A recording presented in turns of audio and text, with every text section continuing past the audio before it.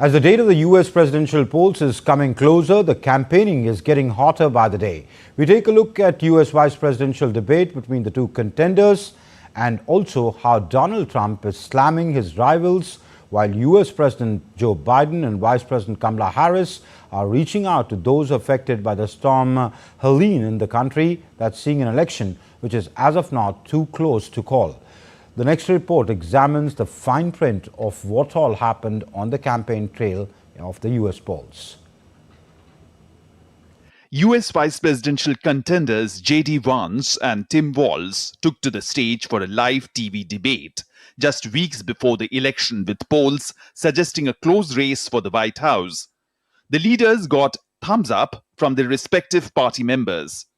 Democratic Senator of Arizona Mark Kelly said Walz made perfectly clear where Trump and Vance stand on women's rights and blamed them for allowing women to die across the country, while Trump's advisor Jason Miller said Vance and Trump would make the country safer, adding that Vance showed that their vision would save the United States. 100%. I think he hit the grand slam on that issue, made it perfectly clear to the American people where Donald Trump and J.D. Vance stand, and that is they do not stand with American women, and it is putting women at risk. We're not going to be able to bring down the cost of groceries or bring down the cost of gas. We're not going to be able to make our communities safe. That's exactly what J.D. Vance and Donald Trump will do. They will make our communities safe. The other thing, too, I think what was exposed tonight is that Tim Walz and Kamala Harris, they're all slogans.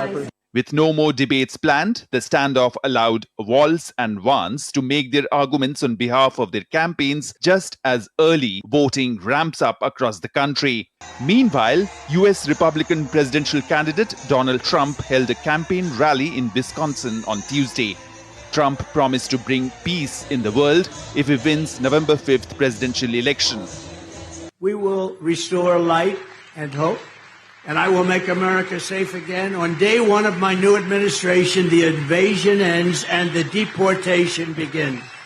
While US President Joe Biden and Vice President Kamala Harris are visiting areas devastated by Hurricane Helene, the duo's visit comes after their election rival Donald Trump turned his campaign towards blaming them for poor handling of the disaster.